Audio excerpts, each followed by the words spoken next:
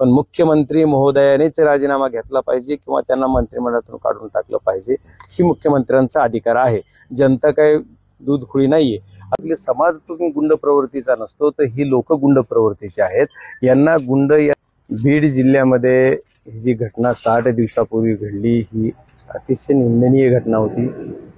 एक चांगला सोजळ असा सरपंच याला किडनॅपिंग केलं आणि त्याचा मर्डर करू, त्याला टॉर्चर करू त्याला मारलं गेलं। ही घटना घडली। या घटनेत जवळपास 7 लोकांवर गुन्हा दाखल झाला प्राथमिकदर्शी। त्याच्यानंतर गुन्हा दाखल झाल्याच्या नंतर त्याच्यातली काही आरोपी एक सापडला, दुसरा 2, 3 एक सरेंडर झाला। परत त्याच्यानंतर काही ह्याची लिंक जी आहे ती खंडणीशी जुळली गेलेली होती। सगळं मोकोका सर्वांना लागलेला। आता जे आहे ते एक आरोपी आणखी फरार आहे, पण हा आरोपी सापडत नाही। त्याच्यापेक्षाही आणखी जे आरोपी आहेत की ज्यांच्यावर गुन्हा दाखल झाला नाही, असं माझं म्हणणं आहे की ज्यांच्यावर गुन्हा दाखल झाला नाही त्यांना सुद्धा सह आरोपी केलं पाहिजे।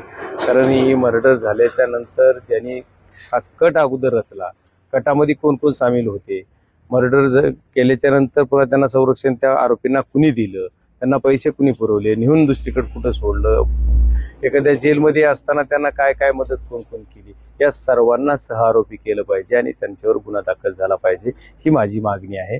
आणि मी काल पण सर्व मीडियाला त्याच पद्धतीने सांगितलेलं आणि आजही माझी तीच मागणी असेल की या लोकांवर गुन्हा लवकरात लवकर सर्वांवर दाखल झाला। धारूर पोलीस स्टेशनच्या हद्दीत जरी ते गाव असलं तरी माझ्या तालुक्यातलं जवळचंच गाव आहे, केस तालुक्यातलंच गाव आहे। अशा पद्धतीचे गुंड प्रवृत्तीचे लोक एका समाजाची बदनामी करत आहेत आणि त्याचा ब्लेम आमच्यावर येतोय। असं जर विचार केला तर कुठले समाज गुंड प्रवृत्तीचा नसतो, तर ही लोक गुंड प्रवृत्तीचे आहेत। यांना कुणी गावानंही टाकून दिलेले असे लोक आहेत की जेणेकरून ते फक्त दहशत निर्माण करतात। स्वतःच एक गुंडा राज तयार करायचं जी माफिया हा होता, ह्याचा हा जो मुखिया आहे यांनीच सगळं केलेलं। पण यांना दोघांना सुद्धा आणखी या मोकोकामध्ये घ्या अशी माझी मागणी आहे। कारण त्यांनी ते जो फरार असणार आरोपी जो आहे आंधळे, त्या आंधळेचं स्टेटस या दोघांनी ठेवलेलं, त्याच्यामुळे यांना सुद्धा मोकोकामध्ये घेतलं जाणार। त्यांच्यावर जी तातुरमतुर कलम लावली होती ती मी PI पण बोललोय आणि SP ना पण बोलतोय की त्याला 307 ऑलरेडी त्याची राईट झालेलाच आहे। कारण 307 म्हणजे जुन्या कलमाप्रमाणे, आता नवीन कलमाप्रमाणे 109 काय येतो हा पण त्याच्यात दाखल झालेला आहे आणि त्याच्यावर त्यांना मोकोका पण लागेल।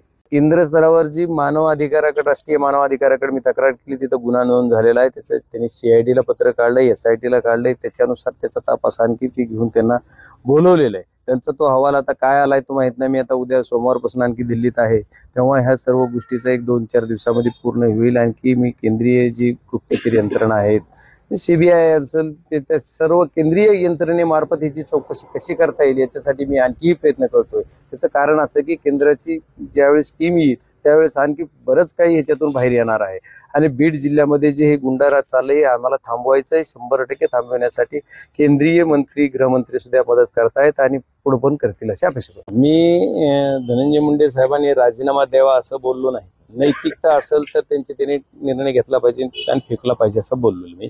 पण मला एक म्हणायचं की हा विषय जो आहे तो राजीनामा एखाद्या मंत्र्याचा घ्यायचा किंवा मुख्यमंत्र्याच्या मंत्रिमंडळातून एखाद्याला बडतर्फ करायचं, तर त्याचा सर्वस्वी अधिकार हा मुख्यमंत्र्याचा असतो। आता कोण काय म्हणतं हे मला माहित नाही, पण जो मला जेवढा नाही कायदा कुणी त्याचा अंतर्गत बाब म्हणते, कोण काय म्हणते हा विषय नाहीये। पण मुख्यमंत्री महोदयानेच राजीनामा घेतला पाहिजे किंवा त्यांना मंत्रिमंडळातून काढून टाकलं पाहिजे, ही मुख्यमंत्र्यांचा अधिकार आहे। जनता काय दूध खुळी नाहीये। आता ह्याच्यात कोण कुणाला बदनाम करते मला माहित नाही, कुणाच्या खांद्यावर कुणाला बंदूक ठेवायची ही राजकारण त्यांच्या पक्षाचं, त्या राजीनाम्याशी संबंध नाही। आमचा एका गोष्टीशी संबंध आहे की आमचा संतोष अण्णा देशमुख यांचा जो मर्डर झाला याच्या सर्व मारेकऱ्यांना ज्यांनी त्याला मदत केली त्याला सर्वांना शिक्षा झाली पाहिजे, फाशी झाली पाहिजे। या बीड जिल्ह्यातलं गुंडाराज थांबलं पाहिजे, याच्यासाठी आम्ही प्रामाणिकपणे प्रयत्न करतोय आणि ते शेवटपर्यंत आम्ही त्याला झटत राहणार आणि त्याला न्याय बीड जिल्ह्याला मिळवून देण्यासाठी प्रयत्न करणार।